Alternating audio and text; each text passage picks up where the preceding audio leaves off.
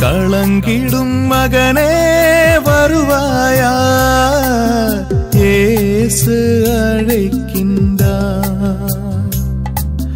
கண்ணீர் துடைப்பார், மார்போடு சேர்ப்பார், மாறாது அன்பு நம் இயேசு.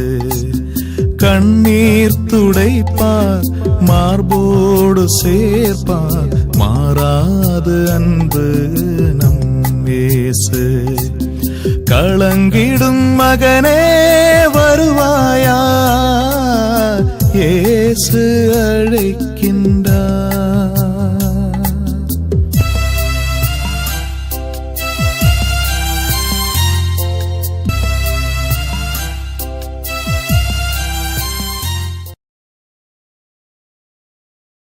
இயேசு கிறிஸ்துக்குள் பிரியமானவர்களே, ஆண்டவராக இயேசு கிறிஸ்துவின் பரிசுத்தமுள்ள திருப்பெயரிலே நல்வாழ்த்துக்கள். இந்த விடுதலை நிகழ்ச்சி வழியாக உங்களை சந்திப்பதிலே நான் மிகுந்த மகிழ்ச்சி அடைகின்றேன். ஆண்டவர் தந்திருக்கிற இந்த மாபெரும் கிருபைக்காக ஆண்டவருக்கு நான் உளமாற நன்றி கூறுகிறேன். நம்மையெல்லாம் இணைத்து நம்மோடு பேச வேண்டும், என் பிள்ளைகளோடு நான் பேச வேண்டும், என் பிள்ளைகளுக்கு ஆறுதலான வார்த்தைகளை நான் சொல்ல வேண்டும், அவர்களுக்கு விடுதலை தருகின்ற காரியங்களை நான் சொல்ல வேண்டும் என்று அவர் திட்டம் வைத்து செயல்படுத்தி கொண்டிருக்கிறார். இந்த ஊழியத்திற்கு, தொலைக்காட்சி ஊழியத்திற்கு எவ்வளவோ பண தேவை உண்டு. அத்தனை பண தேவைகளையும் ஆண்டவர் தானே உங்களை போன்ற நல்ல உள்ளங்கள் வழியாக பேசி கொடுக்க செய்திருக்கிறார். ஒருவேளை என் அன்பு குருவுகளே, ஆண்டவர் உங்களோடு கூட நீ பேசவில்லை என்றால் எங்களோடு கூட தொடர்பு கொள்ளுங்கள். இந்த தொலைக்காட்சி ஊழியத்தை நாங்கள் தாங்க வேண்டும் என்று உங்களுடைய உள்ளத்தில் உணரப்பட்டால் எங்களோடு கூட தொடர்பு கொள்ளுங்கள். அது ஆண்டவருடைய குரலுக்கு நீங்கள் செவி சாய்ப்பதாகவும் ஆண்டவருடைய ஆசிரியை பெற்றுக்கொள்வதாகவும் இருக்கும். இப்பொழுதும் பிரியமானவர்களே, ஆண்டவர் நம்மோடு கூட பேச விரும்புவதை நாம் கேட்கலாம். ஆண்டவரை பேசுங்க ஐயான்னு நாம் கேட்கலாம். 2000 ஆண்டுகளுக்கு முன்பாக நமக்காக அடிக்கப்பட்டு, கிழிக்கப்பட்டு, காயப்பட்டு, ரத்தம் சிந்தி மரித்து உயிர்த்த இயேசு கிறிஸ்து அன்னைக்கு தோமையாருக்கு முன்னாடி சொல்லி, தோமையே நீ அவிசுவாசா இராதே, நான் செத்து போயிட்டுன்னு அல்ல, இறந்து போயிட்டுன்னு அல்ல, இதோ உயிரோடு கூட வாழ்கிறேன் என்று தன்னுடைய காயப்பட்ட கைகளையும் விழாக்களையும் காட்டின அந்த இயேசு கிறிஸ்து இப்பொழுதும் நம் அருகிலே இருக்கிறார். உலகம் முடியும் மட்டும் எல்லா நாட்களும் கொள்ளோடு கூட நான் இருக்கிறேன்னு சொன்ன ஆண்டவர் இயேசு கிறிஸ்து நம்மோடு கூட இருக்கிறார். எங்கெல்லாம் நற்செய்தி அறிவிக்கப்படுகிறதோ அங்கெல்லாம் உடனிருந்து அரும் அடையாளங்களால் என்று அவர் செய்து கொடுத்து கொண்டிருக்கிறார். இப்போ உங்கள் அருகில் நம் அருகிலே கடந்து வர இருக்கிறார். என் அன்புக்கூறுகளே, நான் செய்தியை கொடுத்து செவ்வாய் வெளியில் பார்க்குற பொழுது நிறைய அற்புதமான காரியம் நடந்து கொண்டே இருக்கிறது. அதை நான் அதிகமாக சொல்ல முடிவதில்லை. கருநாட்களே என் கண்களுக்கு முன் ஜெபிக்கிற பொழுது கண்களுக்கு முன்னே அப்படியே காட்டுறது தான். அது அப்படியே நான் சொல்லுகிற பொழுது என் அன்பு சகோதரர் ஆச்சரியப்பட்டு போவார். அவரும் சொல்லுவார், உண்மையாக பிரதர் இப்படி தான் இருக்குன்னு. பிரியமானவர்களே, எல்லாம் அவர் செய்து கொண்டிருக்கிறார். இந்த நாட்களிலே அவர் செய்து கொண்டிருக்கிறார். ஒரு நிமிஷம் நம் கண்களை மூடலாம், ஜெபிக்கலாம். அன்பின் ஆண்டவரே, இதோ உம்முடைய வார்த்தையை கேட்பதற்காக ஆவலோடு கூட அமர்ந்திருக்கிற உம்முடைய பிள்ளைகளை கண்ணோக்கி பாரும். உள்ளத்தின் வாஞ்சியும் தாகத்தோடு கூட அமர்ந்து கொண்டிருக்கிறார்கள். உம்முடைய வசன வார்த்தையை கேட்பதற்காக அவளோடு கூட இருப்பவர்களை கண்ணோக்கி பார்த்து அவருடைய குடும்பத்தையும் அவருடைய எதிர்பார்ப்பையும் நீர் ஆசீர்வதிக்க வேண்டுமாய் ஒப்புக் கொடுக்கிறோம். எங்கெல்லாம் நற்செய்தி அறிவிக்கப்படுகிறதோ அங்கெல்லாம் உடனிருந்து அரும் அடையாளங்களா என்று சொன்னீரே. உங்களுடைய வார்த்தையை உறுதிப்படுத்தி சொன்னீரே, அரும் அடையாளங்கள் செய்யும். இவருடைய தனிப்பட்ட வாழ்க்கையிலே, இவருடைய குடும்ப வாழ்க்கையிலே, அவர் எதிர்பார்க்கிற வாழ்க்கையிலே அரும் அடையாளங்கள் செய்யும். அந்த அரும் அடையாளங்கள் இந்த மனித மூளைக்கு எட்டாத காரியங்களாக இருப்பதற்காக நன்றி. அது தெய்வ வல்லமையாய் ஆசீர்வாதமாக இருப்பதற்காக நன்றி. ஒப்புக் கொடுக்கிறோம். அதை பெற்றுக்கொள்வதற்கான தகுதி எங்களுக்கு தாரும். ஆமீன். இப்போ ஆண்டவர் என்ன தூய ஆவியான உணர்த்தை தான் நாட்களிலே சொன்னார். இன்னைக்கு மக்களுக்கு இறை பக்தியை பற்றி, என்னுடைய பக்தியை பற்றி, கடவுளுடைய பக்தியை பற்றி சொல்லுன்னு சொல்லி கொடுத்தார். தூய ஆனவர் உணர்த்துறார். இறை பக்தி சின்ன தெரியல, அந்த ஜெபம் வேலையில் அவர் அப்படி உந்து கொண்டு வரத்தான் அந்த கருத்தை பார்க்கணும், இதுக்கு உந்தி கொண்டு வரத்தான் எனக்கு இதை சொல்லு சொல்லிருக்கிறார்.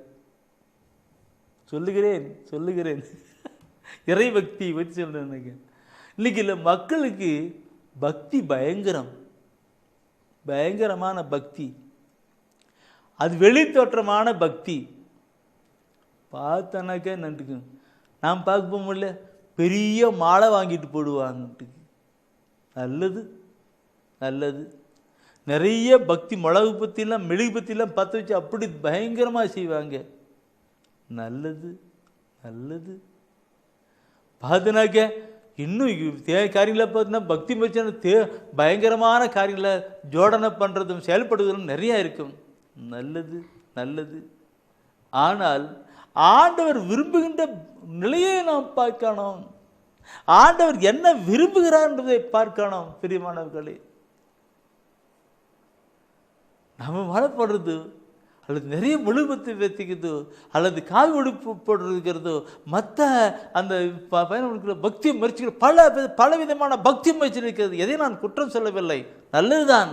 ஆனாலும் கூட கடவுள் விரும்புவதை நாம் பார்க்கணும் அல்லவா? அவர் தான் சொல்றார். இந்த விலகப்புறமான நிலையிலே அவங்க ஓடிக்கொண்டிருக்கிறார்கள். ஆத்மீகமான நிலையிலே அவர்கள் பக்தியிலே இறை பக்தியிலே வரவில்லையா? அது சொல்லுன்னு தான் சொல்லியிருக்கிறார். அதை சொல்லணும், நிறைய சொல்லணும். ஆனாலும் கூட அவர் என்ன சொல்ல ஒரு சில வார்த்தையை சொல்லி கொண்டிருக்கிறார் நினைக்கிறேன். இனச்சட்டம் விடுங்க, இனச்சட்டத்தை ஆண்டவர் உணர்த்துறார். இனச்சட்டத்தில் பார்க்கிற பொழுது 10ஆம் அதிகாரத்தில் 12 முதல் 14 வசனத்தில் ஒரு தலைப்பு இருக்கும். அந்த 14 முதல் நிறைய வசனம் இருக்கும், அது தலைப்பு இருக்கும். கடவுள் எதிர்பார்ப்பவன் ஒரு கருத்து இருக்கும். கடவுள் எதிர்பார்ப்பவைன்னு ஒரு தலைப்பு இருக்கிறது இல்லைங்களா? கரெக்டு, நானும் எடுக்கிறேன். இனச்சட்டம் 10ஆம் அதிகாரத்தில் 12 அதில் பாருங்க, கடவுள் தலைப்பு கடவுள் எதிர்பார்ப்புன்னு சொல்லப்பட்டிருக்கு. அந்த 12, 13, 14 வசனத்தை நான் படித்து பார்க்கணும். இப்போ 12, 13, 14 12ஆம் வசனம் படிக்கலாம். இப்போ இஸ்ரவேலரே, உங்கள் கடவுளாகிய ஆண்டவருக்கு அஞ்சி, உன் கடவுளாகிய ஆண்டவருக்கு அஞ்சி அவர் தம் அனைத்து வழிகளிலும் நடந்து அவர் மீது அன்பு கூர்ந்து உங்கள் முழு இதயத்தோடும் உங்கள் முழு உள்ளத்தோடும் அவருக்கு பணி செய்து அவர் முழு உள்ளத்தோடும் முழு இதயத்தோடும் அவருக்கு பணி செய்து அவருக்கு நீ பணி செய்துன்னு சொல்லப்பட்டிருக்கிறப்பா. அந்த வார்த்தையில பார்க்கணும் பிரியமாக்குள்ளே, அவருக்கு அவருக்கு பணி செய்துன்னு சொல்லப்பட்டிருக்கு. அந்த அதிகாரத்தில் பார்த்தனாக்க 12ஆம் வசனத்திலிருந்து 22ஆம் வசனத்து பயங்கரமான கருத்து. நீ படித்து பார்க்கணுங்க, குறித்து வச்சுக்கிடுங்க, அதில் படித்து பாருங்க. அந்த 12ஆம் வசனம் இருக்கும்போது உங்கள் கடவுளாகிய ஆண்டவருக்கு அஞ்சி அவர் தம் அனைத்து வழிகளிலும் நடந்து அவர் மீது அன்பு கூர்ந்து உங்கள் முழு இதயத்தோடும் உங்கள் முழு உள்ளத்தோடும் அவருக்கு பணிபுரிந்து அந்த பணி புரிந்து சொல்லிட்டாரு இல்லையா? அடுத்து கண்டினியூ பண்ற 13ஆம் வசனம், உங்களுக்கு எல்லாம் நலமாகும் பொருட்டு நான் இன்று கற்பிக்கின்ற அவர்தம் கட்டளைகளையும் கட்டளைகளையும் நியமங்களையும் நீங்கள் கடைபிடிக்க வேண்டும் என்பதே அன்றி அவர் உங்களிடமிருந்து வேறு என்ன எதிர்பார்க்கின்றார்? நான் இதுக்கு மேல அதிகமா சொல்ல விரும்பல, சொல்லணுமா இல்லைங்களா? சொல்றாரு, என்ன சொல்ற பாருங்க. ஏன்னா அவர் கடைசி வேடு பார்த்துன்னு அவனுக்கு நீங்கள் கடைபிடிக்க வேண்டும் என்பதே அன்றி அவர் உங்களிடம் வேறு என்ன எதிர்பார்க்கிறார்? வேறு என்ன எதிர்பார்க்கிறான்னு சொல்லுகிற பொழுது இந்த அண்ட சராசரங்கள் எல்லாம் அவருடையது. இந்த அண்ட சராசரங்கள் எல்லாம் அவருடையது. அண்டசலாம் சொல்லும்போது 14 வசனம் சொல்லணும் போல தெரியுது. 14 வசனம் படிங்க. விண்ணும் விண்ணின் வானங்களும் மண்ணும் அதில் உள்ள அனைத்தும் உங்கள் கடவுளாகிய ஆண்டவருக்கு உரியன. இந்த வார்த்தை சொல்லிட்டு தான் அவரு மேல சொல்றாரு. அது என்ன சொல்றீங்க? விண்ணில் அனைத்தும், விண்ணுள்ள வானங்கள் அனைத்தும், மண்ணும் அதிலுள்ள அனைத்தும் உங்கள் கடவுளாகிய ஆண்டவருக்கு உரியது. அப்படிங்கும்போது உங்களிடம் என்ன அவர் கேட்கிறாரு? அதுவா அதுவா அதுவா என்ன எதிர்பார்க்கிறார்? அவர் எதிர்பார்ப்பது என்ன? அவர் எதிர்பார்ப்புனா அவருக்கு அஞ்சி, அவர் தம் வழிகளை எல்லாம் நடந்து, அவர் மீது அன்பு கூர்ந்து அவரையே எல்லாம் பட்டுக்கணும். அப்படி வந்தா உங்களுக்கு எல்லாம் நலமாகும் பொருட்டு அவருடைய கட்டளைகளை கடைப்பிடிப்பதே அன்றி, நியமனை கடைப்பிடிப்பதே வேற ஒன்றும் இல்லை சொல்லி கெடுக்கிறார். சிந்திக்கணும் சகோதரமே, இதுதான் இறை பக்தி, இதுதான் இறை பக்தி. இது உலகப்புறமான பக்தி அல்ல. அவர் சொல்லுவது என்ன? விண்ணும் விண்ணிலுக்கு எல்லாம் அவருடையது, மண்ணுலகிற்கு எல்லாம் அவருடையது, அண்ட சராசரெல்லாம் அவருடையது. அப்படி இருக்கும் பொழுது அவர் எதிர்பார்ப்பது என்ன? அவர் எதிர்பார்ப்பது என்ன? அவருடைய கட்டளைக்கு கடைபிடித்து, நியமன கடைபிடித்து, அவருக்கு பயந்து உண்மையான நேர்மையான வாழ்க்கை வாழ்ந்து நடந்து போவதுதானே இறைபக்தி. நான் சொல்லுகிற பொழுது எங்கெங்கயோ அடிக்கும் இல்லைங்களா, எங்கெங்கயோ குத்தும், இங்கே குத்தும், இங்கே குத்தும், அங்கே குத்தும் என்று பைபிளில் சொல்லப்பட்டிருக்கிற கருத்துக்களை பார்க்கணும். கடவுளுக்கு அஞ்சு என்று சொல்லுகிறேன் பிரியமானவர்களே, கடவுளுக்கு அஞ்சு என்று சொல்லுகிறேன். அந்த முதல்ல பாயிண்ட் சொன்னால் கடவுளுக்கு அஞ்சு என்கிற கருத்து தான். அந்த கடந்து பார்க்கணும், ஒவ்வொன்றும் சொல்லிருக்கும். இதனை பார்க்கிற பொழுது இந்த கடவுளுக்கு எதிர்பார்ப்பு என்ற 10 12 22 வசனம் படித்தேன் இல்லவா, 12 22 வசனம் இல்லையா, அந்த 10ஆம் 12 வசனம். அந்த இதில் நான் பார்க்கும் பொழுது இப்போ சபையுரையாடல் தயவுசெய்து எடுங்க, சபையுரையாடல் எடுங்க, சபையுரையாடல் எடுத்து பாருங்க. அதில் கடைசி சாப்டரு அதில் 12ஆம் அதிகாரத்தில் 13வது வசனம் சொல்லி பாருங்க, 12 13 சபையுரை. இவை அனைத்திற்கும் முடிவுரையாக ஒன்று கூறுகிறேன். இவை அனைத்திற்கும், அந்த முன்ன படிச்சோம்ல, இவை அனைத்திற்கும் முடிவுரையாக ஒன்று கூறுகிறேன். கடவுளுக்கு அஞ்சி நட, கடவுளுக்கு அஞ்சி நட, அவருடைய கட்டளைகளுக்கு கீழ்ப்படி, அவருடைய கட்டளை கீழ்ப்படி. இதற்காகவே மனிதர் படைக்கப்பட்டனர், மனிதன் படைக்கப்பட்டனர். இதுதான் உங்ககிட்ட வேற பக்தியெல்லாம் அவன் கேட்கல. ஆண்டவர் எதிர்பார்ப்பு என்ன? உங்களுக்கு எல்லாம் நிலைமை என்ன இருக்கு? கடவுளுக்கு அஞ்சு நட ஃபர்ஸ்ட், இரண்டாவது கட்டளை கடைபிடி. இதுக்காக மனிதன் படைக்கப்பட்டு அந்த சாப்டர்ல கடைச்சி கொண்டு வர. என் அன்புக்குரிமை நம்முடைய பார்க்கணும், நம்முடைய வாழ்க்கையை பார்க்கணும். விவிலியத்தை நாம் எடுக்கலை, கொண்டு வரல, வாழ்வாக்கலை, கடந்து வந்தா நம்முடைய வாழ்வை பாதியமா இருக்கும். பக்தியின் காரியங்களை உணர்த்த முடியும். அது ஆவிக்குரிய நிலையிலே கடந்து செயல்படுகிறதா இருக்கும். இந்த கடவுளுக்கு அஞ்சி கட்டளை கடைபிடித்து என்கிற ஒரு கருத்தை மாத்திரம் நான் இப்பொழுது உங்களோடு கூட நான் பகிர்ந்து கொள்ள விரும்புகிறேன். தூயான உணர்த்துவதை உங்களோடு கூட நான் சொல்ல விரும்புகிறேன். கடவுளுக்கு அஞ்சு என்கிற ஒரு தலைப்பை போட்டுக்கிங்க, ஒரு சப்பெட்டி மாதிரி போட்டுக்கிடுங்க, சப்பெட்டி போட்டுங்க, கடவுளுக்கு அஞ்சு என்கிற ஒரு தலைப்பு போட்டுங்க. ஏன்னா அங்கே சபை இறுதி சொல்லியிருக்கிறார். கடவுளுக்கு அஞ்சு என்கிற போது நீதிமொழி புத்தகம் 16ஆம் அதிகாரத்தில் 6வது வசனத்தை எடுங்க. நீதிமொழி புத்தகம் 16ஆம் அதிகாரத்தில் 6வது வசனத்தை எடுங்க. அதில் என்ன சொல்கிறாருனாக்க, அந்த பிற்பகுதி, அந்த வசனத்தினுடைய பிற்பகுதி படித்து பார்த்து வருங்க. 16:6. ஆண்டவரிடம் கொள்ளும் அச்சம், ஆண்டவரிடம் கொள்ளும் அச்சம் ஒருவரை தீமை நின்று விலக செய்யும். தீமையிலிருந்து பாவத்திலிருந்து விலக செய்யும் சொல்லப்பட்டிருக்கிறது. இந்த கருத்து ரொம்ப ஆழமான கருத்து, அருமையான கருத்து, உள்ளத்தை தொடுகிறதான கருத்து. என்ன? ஆண்டிடம் கொள்ளும் அச்சமே ஒருவரை தீமென்றிருக்கு. இன்னைக்கு மக்கள் மத்தியில் கடவுளுடைய பயம் இல்லை, தெய்வ பயம் இல்லை. கடவுளுடைய பயம் இல்லை, தெய்வ பயம் இல்லை. தெய்வ பயம் இல்லை.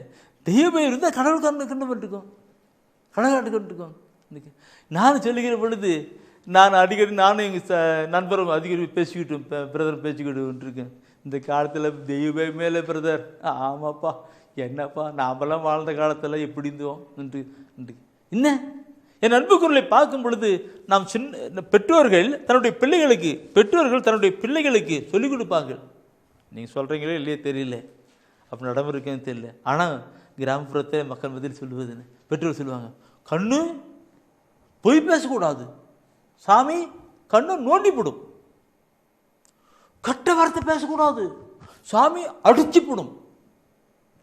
எப்படி சின்ன பிள்ளைங்களுக்கு சின்ன 1-2 படிக்கிற பிள்ளைங்களுக்கு சொல்லிக்கிடுவோம், பொய் பேசக்கூடாது, சாமி கண்ணு நோண்டி போடும், கெட்ட வார்த்தை பேசக்கூடாது, சாமி அடிச்சு போடும் சொல்லுவாங்க. அப்படி சின்ன பிள்ளைக்கு தெய்வம் கொண்டு வருவாங்க. அந்த என்ன அங்கே கண் நோடுறதெல்லாம் அடிக்கிறதில்ல, இந்த சொல்லிட்டு அவங்களுக்கு தெய்வ பயத்தை கொண்டு வராங்க. அப்போது தெய்வ பயம் இருந்தால் அவன் பரிசுத்தமான வாழ்க்கை வாழ்வான் தான். அதான் நீதிபதி சொல்லப்பட்டபடி கடவுளுக்கு பயப்படுகிறவன் பரிசுத்தமான வாழ்க்கை வாழ்ந்துருக்கு. என் அன்புக்குள்ள சின்ன பிள்ளைகள் பற்றி அப்படி சொல்லிக்கிட்டுல அவங்க பிரிவினால கூட அப்படி வாழ்ந்துருப்பாங்க. அந்த பயம் இருக்குமானா அவங்க அப்படி தான் வாழ்வாங்க. உதாரணத்துக்கு நான் யாரை சொல்கிறேன்னாக்க, நம்முடைய முதுபெரும் தந்தையர் ஆபிரகாம் கொண்டு வரேன். முதுபெரும் தந்தையர் ஆபிரகாம் கொண்டு வரேன். அந்த ஆபிரகாம் என்ன பண்ணுவார்னாக்க, கடவுளுக்கு அவர் குழந்தை கிடையாது. சரி, கடவுளுக்கு அவர் ஒரு குழந்தை கொடுத்தார். கடவுளுக்கு ஒரு குழந்தை கொடுத்தார். குழந்தை கொடுத்துட்டு அவர் என்ன பண்ணுறாருனாக்க, அந்த குழந்தையை கொண்டுட்டு நீ போயிட்டு பலியிடுன்னு சொல்லுவார். போய் பலியிடுன்னு சொல்லுவார். பலியிடுன்னு சொல்லும்போது என்னதுன்னாக்க அவர் போய் பலியிடுகின்ற ஆரம்பிப்பார். பாருங்க, இந்த தெய்வ பயம் அப்படி கொண்டு இருக்கு. அவர் பலியிட கொண்டு போவார். குழந்தையே இல்லை, குழந்தை பிறந்துச்சு. அந்த குழந்தைக்கு கொஞ்சம் வயசான உடனே அந்த குழந்தைய ஆண்ட சொல்கிறார், நீ போய் அந்த குழந்தை இன்னைக்கு பலியிடு, எனக்கா பலின்னு சொல்கிறார். தொடக்க நூலில் இருக்கும். தொடக்க நூலில் 22ஆம் அதிகாரத்தில் நீ பார்த்தனாக்க 22ஆம் அதிகாரத்தில் 1-19 வசனம் நீ படிக்கும் தான் சொல்லப்பட்டிருக்கும். அந்த 12வது வசனம் தொடக்க நூல் 22ஆம் அதிகாரத்தில் 1-19 வசனம் இருக்கும். அதில் 12வது வசனம் நினைக்கிறேன். அது 12வது வசனம் ஒரு கருத்து சொல்லப்பட்டிருப்பார். என்ன சொல்லுவாருனாக்க, அவர் சொல்லுவார், அந்த கடவுள் சொல்லுவார், அவர் அந்த போய் வெட்டுறதுக்கு போவார். யார்? ஆபிரகாம் வெட்டுறதுக்கு போவார். வெட்டுறதுக்கு போகும்போது அப்போது கடவுள் அங்கே சொல்லுவார், ஸ்டாப் ஸ்டாப், நிறுத்து நிறுத்து நிறுத்து சொல்லுவார். இன்றைக்கு படிக்கலாம், அடிக்கலாம்.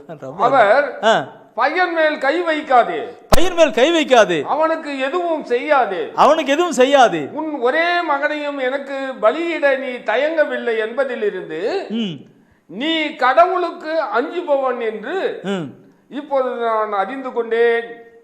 இப்படி பாருங்க என் அன்புக்குறர்களே, என்ன ஒரு கருத்து இந்த கருத்தில் கொண்டு போகணும் பாருங்க. அன்றைக்கு அவர் நீ இப்போ கடவுளுக்கு அஞ்சுவன் என்று இப்பொழுது நான் அறிந்து கொண்டேன்னு சொல்லுகிறார். இப்பொழுது நான் அறிந்து கொண்டேன், கடவுளுக்கு பயப்படுகிறேன்னு அறிஞ்சுக்கிட்டேன்னு சொல்லுகிறார்.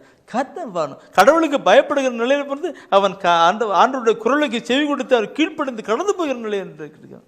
இன்னைக்கு மக்கள் மத்தியில் அப்படிப்பட்ட நிலை இல்லை. அப்படிப்பட்ட நிலை, கடவுளுக்கு பயப்படுகிற நிலை இல்லாதனால்தான் இன்னைக்கு பிள்ளைகள் எல்லாம் தாறுமாறாக வாழ்ந்து கொண்டிருக்கிறார்கள். ஐயோ, எனக்கு சில பெற்றோர் சொல்வார்கள், பிரதர் எங்கள் பையன் அப்படிலாம் செய்கிறான் பிரதர், அப்படிலாம் தண்ணடிக்கிறான் பிரதர், கட்ட கட்ட வழிகளாம் செஞ்சு போயிட்டு இருக்கிறான் பிரதர்.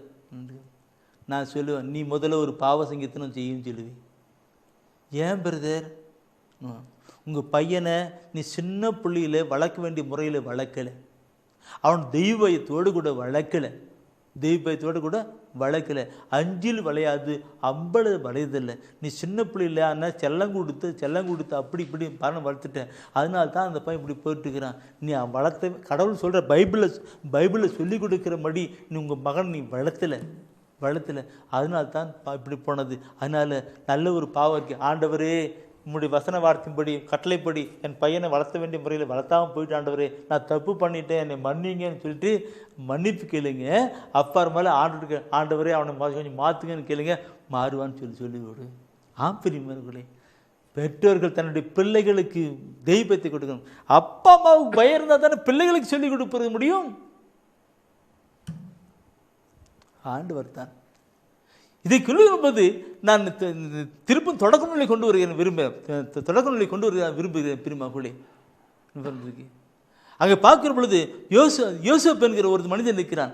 யோசப்பு, ஆனால் எல்லாரும் உங்களுக்கு தெரிஞ்சுதான். தன்னுடைய 12 சகோதரர்கள் இருக்கிறார்கள். அவர்களே அந்த யோசப்பு எகிப்தில் இவனுக்கு வித்துறாங்க, விலைக்கு வித்துறாங்க. அவர் சகோதரர்களே வெற்றியும் வித்துறாங்க. அங்கே போன இடத்துல ஒரு தாறுமாறான நிலை வருகிறது. என்ன? அந்த முதலாளி வெளியே இருக்கிற பொழுது முதலாளிச்சி அம்மா இந்த பையன் மேலே, அந்த வாலிப பையன் மேலே, யோசுப் நல்லா அழகா இருப்பான், அவன் மேலே வாட்ஸ்அப், அதனால தப்பாக கூப்பிட்டு கொண்டு வராங்க அந்த முதலாளிச்சி அம்மா. அப்போது அந்த யோசுப் என்ன சொல்லுகிறது பாருங்க. இன்னைக்கு ஏன் சொல்கிறேன்னா, அவங்க அம்மா கற்றுக் கொடுத்த பாடம் இது. அதனால தான் அவன் வந்து போய் சொல்கிறேன் பார்க்கும் பொழுது அந்த பார்க்கும் பொழுது தொடக்க நூலில் 39ஆம் அதிகாரத்தில் அவர் அந்த யோசப் சொல்கிறாரு. யோசப் அந்த முதலாளி சமம் சொல்கிற போது முதலாளி சமம் சொல்லுகிற பொழுது அவனை தவறாக கூப்பிட்றாங்க. வா படுக்கலாம் கூப்பிடுறாங்க. அவர் சொல்லும்போது சொல்றாங்க பாருங்க, இந்த மாபெரும் தீச்செயலை செய்து கடவுளுக்கு எதிராக பாவம் செய்யலாமா கடவுளுக்கு எதிராக பாவம் செய்யலாமா என்று சொல்லுகிறான். கடவுளுக்கு எதிராக பாவம் செய்யலாமான்னு சொல்லுகிறான். பார்க்கணும் பிரியமானவர்களை, பார்க்கணும். அப்படி கடவுளுக்கு விரோதமான பாவம் செய்யலாமா என்று வாழ்ந்த ஒரு பரிசுத்தமான ஒரு வாழ்க்கை வாழ்கிற பொழுதுதான் கடவுள் அவனை உயர்த்தினார். எகிப்து நாட்டினுடைய அதிபதியாக அவனை உயர்த்தினார். நம்முடைய வாழ்க்கையில் அந்த நிலை என்னத்தான் தொடக்கத்தில் பார்த்தோம். உங்களுக்கு எல்லாம் நலமாகும் பொருட்டு நான் சொல்லுகிறேன், உங்களுக்கு எல்லாம் நலமாகும் பொருட்டு சொல்லுகிறேன்னாக்க கடவுளுக்கு அஞ்சி அவருடைய கட்டளை கடைபிடித்து போனேன். அதனால தான் அவர் கடவுள் எல்லாம் அவர் உயர்த்தினான். என் அன்புக்குரியவர்களே, கடவுளுக்கு அஞ்சனம். நாம் அந்த கடவுளுக்கு அஞ்சுகிற பொழுது நிறைய காரியங்கள், இதை நான் சொல்லுகிற கருத்துக்கள் நிறைய சொல்ல முடியும். நான் இது சொல்லுகிற பொழுது தானியேல் ஆகமத்தை கூட நினச்சி பார்க்குறேன். தானியேல் ஆகமத்தில் பார்க்குற பொழுது அங்கே பொற்சிலை நிறுத்துறாங்க. இந்த சிலையை எல்லாம் வணங்க சொல்கிறாங்க. சேத்ராக், நேதக், அப்தனோக்கு 3 பேர் சொல்கிறாங்க, நாங்கள் வணங்க மாட்டோம். தீச்சிலை போட்டுருவோம் சொல்கிறாங்க. நீ தீச்சிலை போட்டு எதுனா போடு, நாங்கள் இதை வணங்க மாட்டோம், எங்கள் கடவுளை இங்கே காப்பாற்ற வளவர், அப்படியே அப்படி விட்டால் கூட நாங்கள் பரவாயில்லன்னு சொல்லி போகிறாங்க. கடவுளுக்கு அஞ்சி மற்ற காரியம், தீமையான காரியம் எதுவுமே பண்ணக்கூடாது, சேர்ம கடந்து போகக்கூடாது. கடவுளுக்கு அஞ்சுகிற பொழுது அவனுடைய வாழ்க்கை பரிசுத்தமான ஒரு வாழ்க்கையாக இருக்கும். கடவுளுக்கு அஞ்சுகிறது பொழுது ஆட்டோமேட்டிக்காக பரிசுத்தமான ஒரு வாழ்க்கை வாழ முடியும். பரிசுத்தமான ஒரு வாழ்க்கை வாழுகிற பொழுது அவனுடைய வாழ்க்கை கடவுளால் ஆசீர்வதிக்கப்பட்ட ஒரு வாழ்க்கையாக, கடவுளை அனுபவிக்கின்ற ஒரு வாழ்க்கையாக இருக்கும். நான் பார்க்கணும் பிரிவாகுலே. யோசேப்பு உயர்த்தப்பட்டான். அந்த தானியேல் அந்த பார்க்கும் பொழுது சேத்ராக், மேத்தக், அப்தனோகு 3 பேர் ஒன்றும் ஆண்டவர் அவளோடு கூட இருக்கிறார்கள் எல்லாம் பார்த்து ஆச்சரியப்பட்டு போனார்கள். வாழ்க்கையிலே கடவுளுக்கு அஞ்சுகின்ற ஒரு கருத்தை நாம் கொண்டு வரணும். சரி, இந்த கருத்தை நான் பயங்கரமாக சொல்ல வேண்டும் என்று அடுத்த ஒரு கட்டளை நான் இருந்து ஒரு சும்மா ஆரம்பிக்கிறேன். அடுத்து நீ குறிச்சிக்கிடுங்க. இந்த செய்தியை தயவு செய்து நாளைக்கு நீங்கள் பாருங்கள். நாளைக்கு இந்த உலகத்தில் இருக்கிற பக்தி முயற்சிகள் எப்படி இருக்கிறது, கடவுள் காட்டி கொடுக்கிற இறைவசன வார்த்தை வழியாக காட்டி கொடுக்கிற பக்தி முயற்சி எப்படி இருக்கிறது என்பது நாம் சிந்திக்கணும். அதே உலகப்புறமான பக்தி முயற்சி அல்ல, தெய்வ பயத்தில் நாம் கடந்து போகணும். நாளை தினத்தில் நாம் பார்க்கிற காரியங்கள் கடவுளுக்கு அஞ்சி என்று பார்த்து விட்டோம். அடுத்த நாளை தினத்தில் கடவுளுக்கு கட்டளை கீழ்ப்படின்னு பார்க்கணும். இந்த கடவுளுக்கு அஞ்சுதலும் பரிசுத்தம் தான், கடவுளுக்கு கட்டளை கடைபிடிப்பதும் பரிசுத்தம் தான். இந்த அஞ்சுதலும் கடைப்பிடித்தலும் ஒரு மனிதனுடைய வாழ்க்கையில் இருக்குமானால் அவன் பரிசுத்தமான ஒரு வாழ்க்கை வாழ்கிறான். பரிசுத்தமான ஒரு வாழ்க்கை வாழ்கிற பொழுது அவனுடைய வாழ்க்கை ஆசீர்வாதமான ஒரு வாழ்க்கையாக இருக்கும். கடவுளுக்கு பிரித்தமான ஒரு வாழ்க்கையாக இருக்கும். கடவுள் எல்லா நாளும் இருக்கிறார். இப்படி பார்க்கிறோம் பிரிமாகுலி. இறைபக்தின்னு பார்க்கிற பொழுது எல்லா மக்களுக்கும் பல நேரத்திலே பக்தி இருக்கிறது. பக்தி இல்லைன்னு சொல்லலை. சில வருஷம் எல்லா தெய்வம் ஒன்று தான் சொல்லுகிற பக்தியும் உண்டு. எல்லா தெய்வமும் ஒன்று தான் சொல்லுகிற பக்தியும் உண்டு. இதோ கோயிலுக்கு போயிட்டு வந்தோம், ஞாயிற்றுக்கிழமான போயிட்டு வந்தோன்ற பக்தியும் உண்டு. அல்லது தேர் திருவிழாவுக்கு பங்கு பெறுகிற பக்தியும் உண்டு. பல விதமான பக்தியும் உண்டு. பக்தி இல்லாத எல்லாம் பக்தர்கள் தான். ஆனால் தெய்வீக திருவிழியம் சொல்லிக் கொடுக்கின்ற பக்தி முறை வித்தியாசமானது இருக்கிறது. தெய்வீக திருவிழியம் சொல்லிக் கொடுக்கிற பக்தி முறை சொல்ல பார்க்கிற பொழுது அவர் சொல்வார், நான் இப்படிப்பட்ட நிலையெல்லாம் எதிர்பார்க்கலன்னு சொல்லிக் கொடுப்பார். இப்படிப்பட்ட நிலை நான் விரும்புகிறது என்ன கட்டளைக்கு கடைபிடி. முதல்ல கடவுளுக்கு அஞ்சி கட்டளை கடைபிடி. இது கொண்டு வாயான்னு சொல்கிறார். அதான் சபை விளையாடல நேத்தினத்தில் பார்த்தோம். அதில் கடவுளுக்கு அஞ்சுகிறதை குறித்து நாம் நேத்தினத்தில் சற்று சிந்தித்தோம்.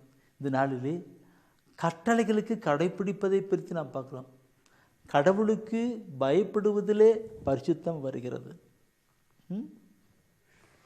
அடுத்தது கட்டளையை கடைப்பிடிப்பதிலே பரிசுத்தம் வருகிறது. அதை குறித்து இந்த நாளில் நாம் சிந்திக்கிறோம்.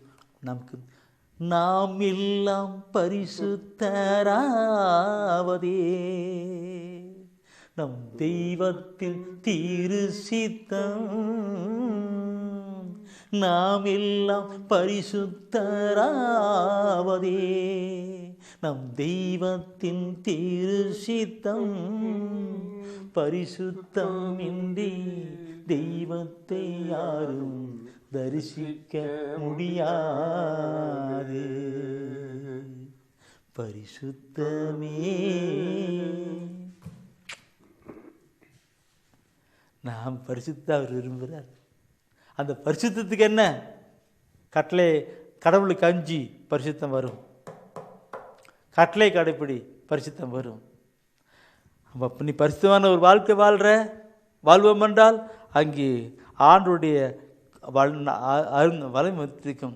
அது சொல்லுவது எல்லாம் உங்களுக்கு நலமாகும் பொருட்டு, எல்லாம் உங்களுக்கு நலமாகும் பொருட்டு, ஆண்டவரை அனுபவிக்கும் பொருட்டு நாம் பரிசுத்தமான கட்டளை கடைப்பிடிப்பதை குறித்து நாம் சிந்திக்கலாம். பிரியமானவர்களே, இந்த கட்டளை கடைப்பிடிப்பை பார்த்துக்கிற பொழுது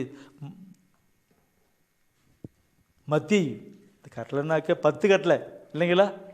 ஆண்டவர் நமக்கு மோசே வழியாக கொடுக்கப்பட்ட கட்டளை 10 கட்டளை. நான் தருமபுரி கார்மல் தியான ஆசிரமத்திலே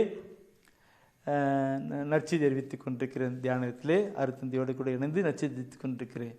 அங்கே பாவத்தை குறித்து நான் வகுப்புகள் எடுக்கிற பொழுது என்னன்னு சொல்லுவேன்.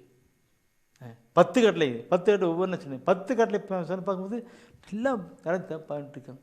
அந்த 10 கட்டளையும் பார்க்குற பொழுது இந்த பைபிளில் சொல்லப்படுகிற கருத்துக்கள் ஆழமான கருத்துக்கள். மத்தேயு 22ஆம் அதிகாரம் 37 முதல் 40 வசனத்தை நீங்கள் படித்து பாருங்க. மத்தேயு 22ஆம் அதிகாரம் 37 முதல் 40 வசனம் சொல்லப்பட்டிருக்கிறது. அதில் திருச்சட்டம் முழுமைக்கும் 2 கட்டளை சொல்வார்.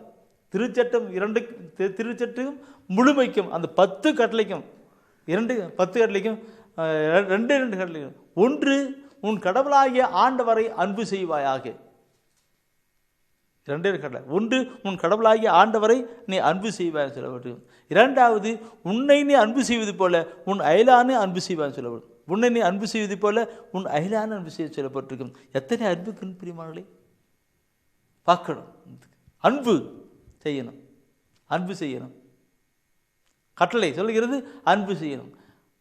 உன் கடவுளாகிய ஆண்டவர் முழு உள்ளத்தோடு முழு இதயத்தோடு அன்பு செய்யணும். அப்போ புற தெய்வத்தின்னு மற்ற தெய்வம்லாம் போக மாட்டீங்க. இன்னைக்கு குறி கேட்கறது, ஜோசியம் கேட்கறது, ஜாதகம் பார்க்கலாம் போக மாட்டீங்க. அவருக்கே முக்கியத்துவம் கொண்டு போகணும். முழு உள்ளத்தோடு முழு இதயத்தோடு முழு வலிமையோடு முழு ஆற்றலோடு அன்பு செய்வாயாக. உன்னை நீ அன்பு செய்வது போல நீ எப்படி வாழ்க்கை இருக்கிற அது போல மற்றவனை அன்பு செய்யும். 2 கட்டளையில் திருமறை முழுமை அழகு சொல்லப்பட்டிருக்கு. மத்தேயு 22ஆம் அதிகாரத்தில் 37 முதல் 40 சொல்லப்பட்டிருக்கோம். அன்பு செய்யும் சொல்லப்பட்டிருக்கும். கட்டளை கடைப்பிடிக்கிறது போது அவன் அன்பு செய்கிறான். அதை நான் படிக்கிற பொழுது தயவுசெய்து 1 யோவான் எடுங்க. 1 யோவானில் 2ஆம் அதிகாரத்தில் 5ஆம் வசனம் நிறைய சொல்லப்பட்டிருக்கு.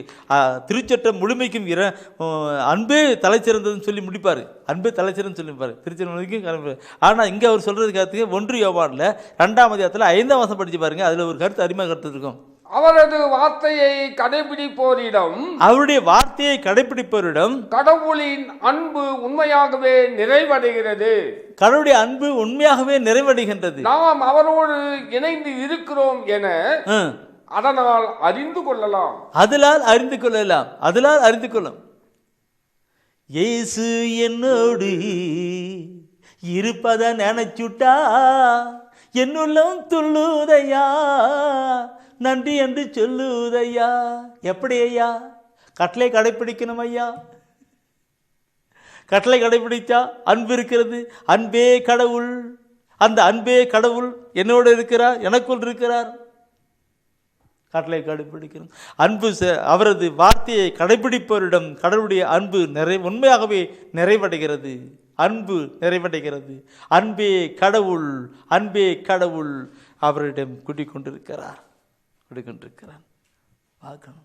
அப்படி அன்பு கடவுள் குடிகொண்டிருக்கிற பொழுது என் அன்புக்குரியவர்களே, அப்படிப்பட்டவர்கள் பாவத்தினிலே கடந்து போகிற நிலையில் கிடையாது.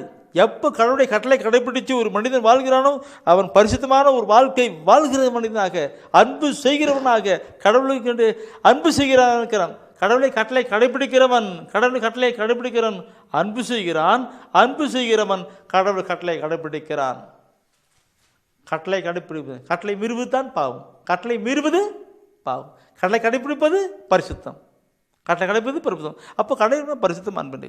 நீங்கள் இந்த கருத்தை நீ பார்க்கணும். எனக்கு இந்த கட்டளை கடைபிடிக்கணும் பரிசுத்தம் என்பது திருப்பாடல்.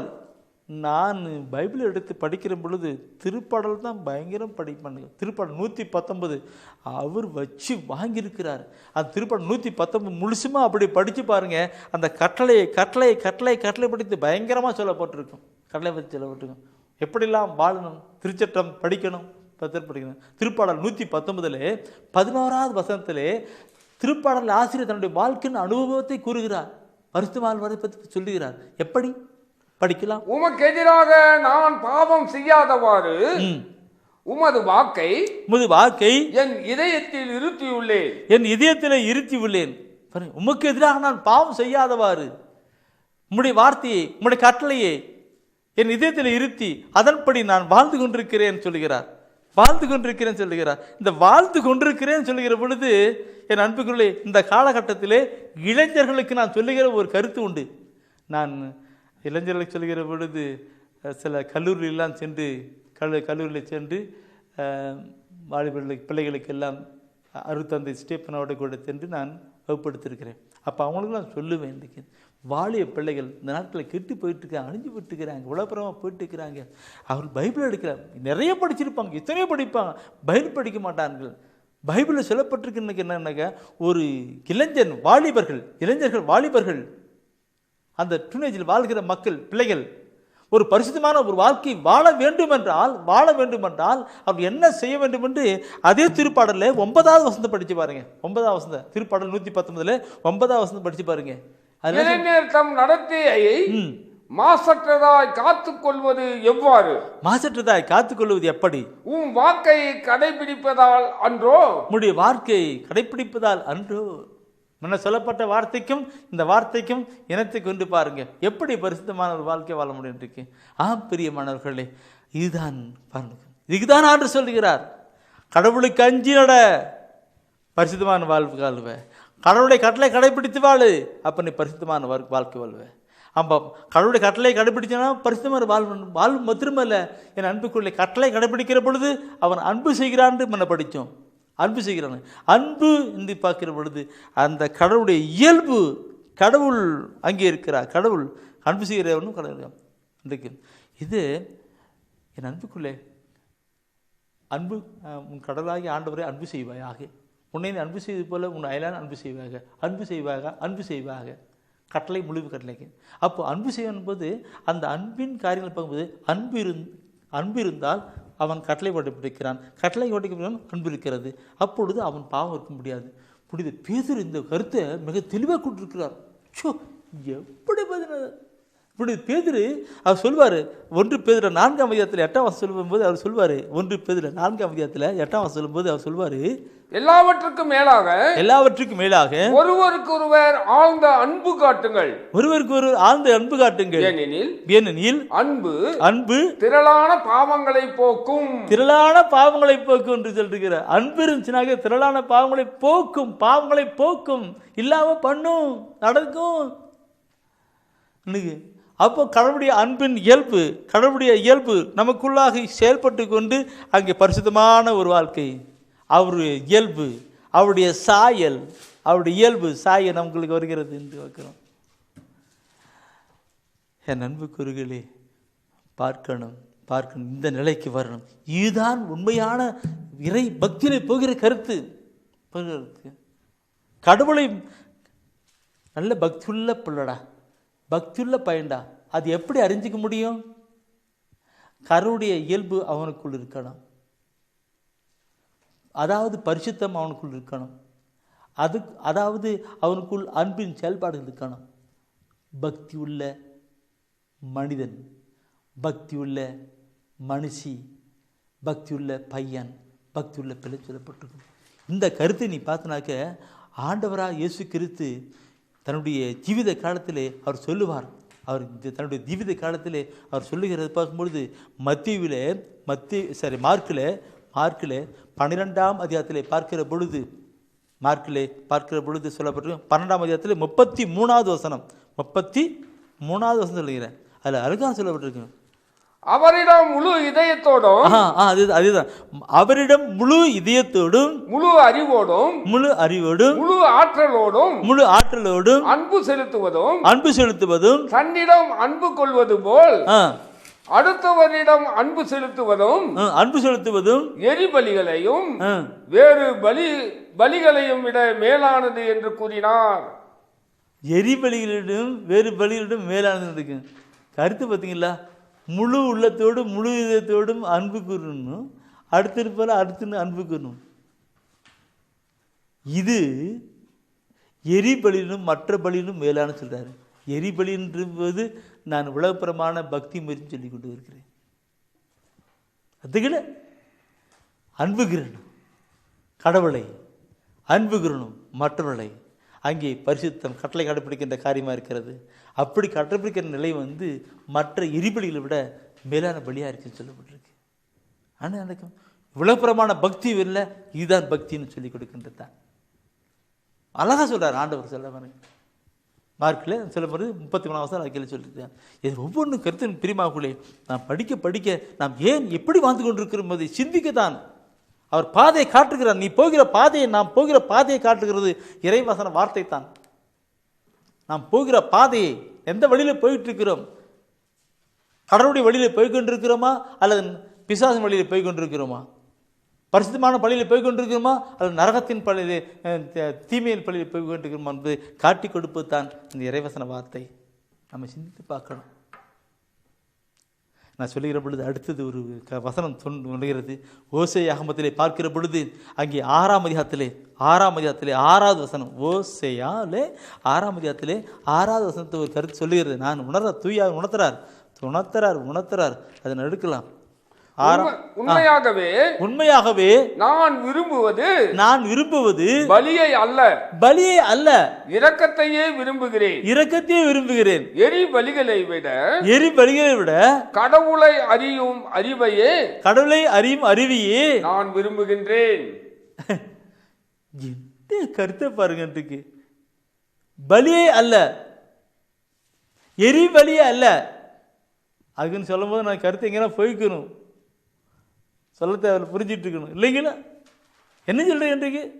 உண்மையாகவே நான் விரும்புவது பலியே அல்ல, இரக்கத்தையே விரும்புகிறேன். அந்த கடவுளுடைய அன்பு இருந்தால் நான் கண்டிப்பாக மற்றவர்கள் மேல் இரக்கம் கொள்வேன்.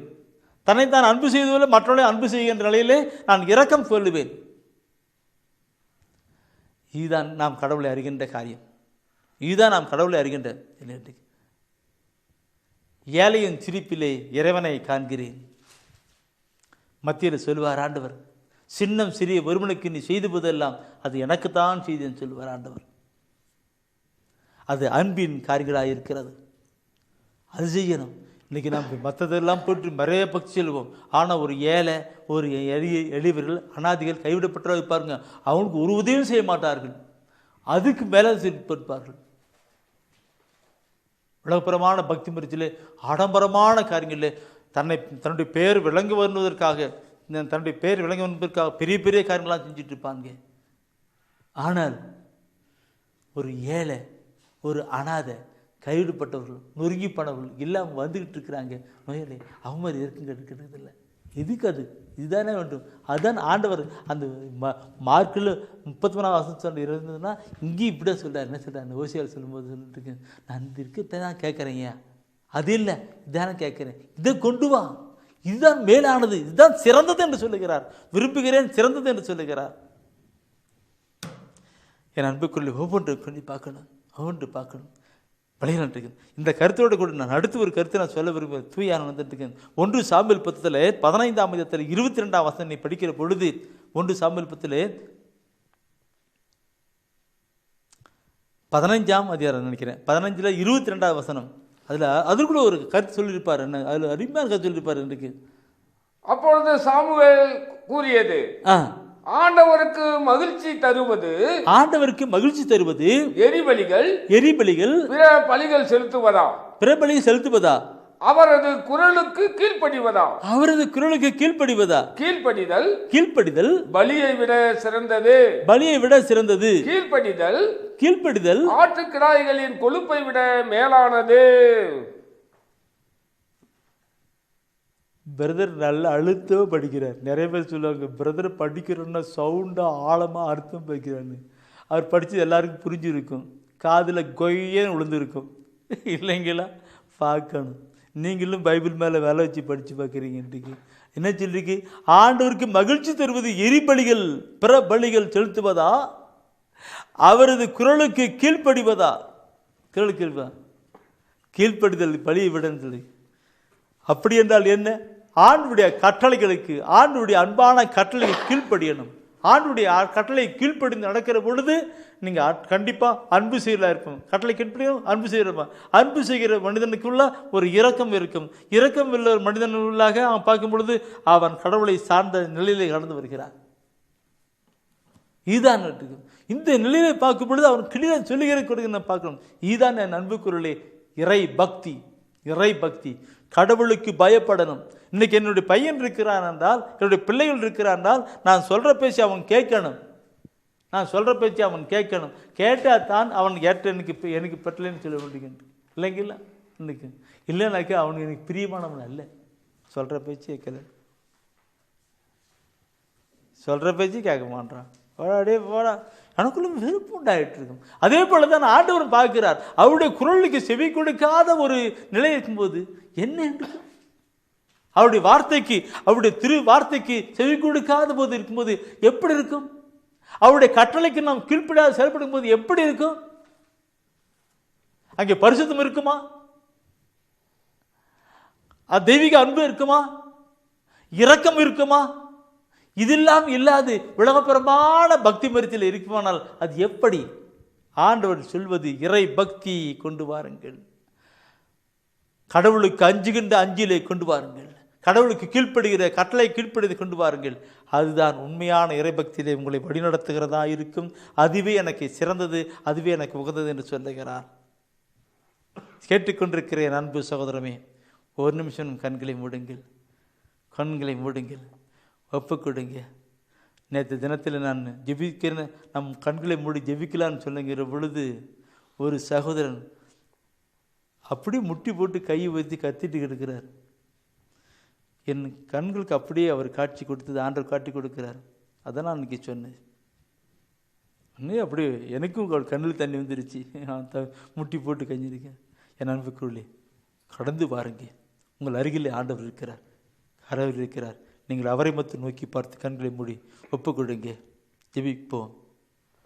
அன்பும் நட்பும் எங்குள்ளதோ அங்கே இறைவன் இருக்கின்றார். அன்பும் நட்பும் எங்குள்ளதோ அங்கே இறைவன் இருக்கின்றார். கிறிஸ்துவின் அன்பு நம்மை எல்லாம் ஒன்றாய் கூட்டி சேர்த்ததுவே. அவரில் கழித்திடுவோம் யாம், அவரில் மகிழ்ச்சி கொள்வோமே. சீவிய தேவனுக்கு அஞ்சிடுவோம், அவருக்கு அன்பு செய்திடுவோம். நேரிய உள்ளத்துடனேயாம் ஒருவரை ஒருவர் நேசிப்போம். அன்பும் நட்பும் எங்குள்ளதோ அங்கே இறைவன் இருக்கின்றார். ஆமாண்டவரே, எங்கு அன்பு உள்ளதோ அங்கே நீர் இருக்கின்றீர் ஆண்டவரே. பகைமை உள்ள இடத்திலே ஆண்டவரே அன்பு இருப்பதில்லை ஆண்டவரே. அப்பா ஆண்டவரே, இதோ இந்த நாளிலே கூட ஆண்டவரே, இதோ இறை செய்தியை கேட்டு கொண்டிருக்கிற ஒவ்வொரு மத்தியிலும் ஆண்டவரே உமது தெய்வீக பிரசனம் இருப்பதற்காக நன்றி செலுத்துகிறோம் ஆண்டவரே. ஆண்டவரே, இந்த விடுதலை செய்தியை கேட்டுக்கொண்டிருக்கிற ஒவ்வொரு மேலும் உமது அன்பின் ஆவியை ஊற்றிக் கொண்டிருப்பதற்காக நன்றி செலுத்துகிறோம் ஆண்டவரே. ஆண்டவரே, உமக்கு மகிழ்ச்சி தருவது எரி பலிகள் பிற பலிகள் அல்ல ஆண்டவரே, உமது குரலுக்கு கீழ்ப்படிதலே என்று ஆண்டவரே நீர் இந்த நாளில் கொடுத்திருக்கிறேன். ஆண்டவரே, உமக்கு கீழ்ப்படுகிற பிள்ளைகளாய் மாற்றிக்கொண்டு இருப்பதற்காக நன்றி செலுத்துகிறோம் ஆண்டவரே. ஆண்டவரே, ஒப்பு கொடுக்கிறோம். ஆசீர்வதியும், அவளுடைய தேவைகளை நிறைவேற்றும் ஆண்டவரே. கடன் பிரச்சனைகளை மாற்றும் ஆண்டவரே. தொழிலில் நஷ்டத்தை ஆண்டவரை மாற்றுவீராக ஆண்டவரே. சமாதானத்தை கொடும் ஆண்டவரே. படிக்கின்ற பிள்ளைகளை ஆசீர்வதியும் ஆண்டவரே.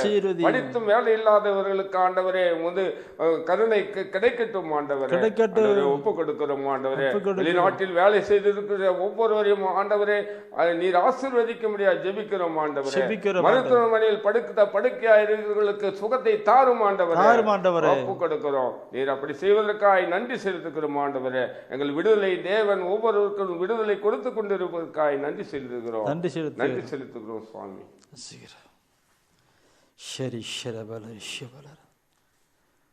ஒரு சகோதரனுடைய மறை உறுப்பு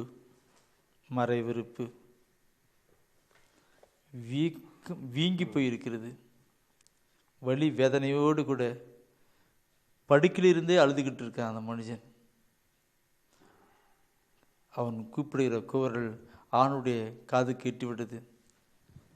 தாவீதின் குமாரனே, என் மீது இரக்கமாயிருந்து கத்தியது போல கத்தி கொண்டிருக்கிற அந்த சகோதரனுக்கு ஆண்டவர் இறங்கி கடந்து வந்தார். ஒரு அற்புதமான ஒரு சுகத்தை அவர் கொடுத்து கொண்டிருக்கிறார். அவனுடைய மறைவுறுப்பு பெருசா வீங்கி போயிருக்குது. இப்போது அவருக்கு சுகத்தை ஆண்டவர் கோட்டலை கொடுக்கிறார், தொட்டு குணப்படுத்துகிறார். ஆண்டவரை தொடர்ந்து ஒவ்வொருவரையும் ஆசீர்வதியும். செய்தி கேட்கிற அத்தனை பேரும் மூக்குள் ஆசீர்வதிக்கப்பட்டிருப்பார்களாக. ஆமீன். அரியே வாழ்க, ஆண்டவரும் உடனே. பெண்களிலே நீர் பேரு பெற்றீரும், மகனும் வாழியவே. பரிசுத்த மரியாயே, எங்கள் பரமனின் தாயாரே, பாவிகள் எங்களுக்காய் பரமனை மன்றாடும். இப்போதும் நீர் மன்றாடும், எப்போதும் நீர் மன்றாடும். தீமைகள் நெருங்கையிலே பரமனை மன்றாடும். மரணம் வருகையிலே எம்மை தாங்கும் அம்மா.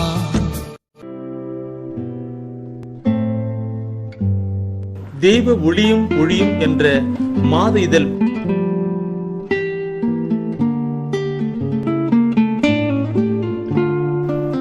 எமது டிவைனைட் ஊழியத்தின் வழியாக வெளியிடப்படும் தெய்வ ஒளியும் ஒளியும் என்ற மாத இதழ் பெற வேண்டும் என்றால் சரியான முகவரியை அனுப்புங்கள்.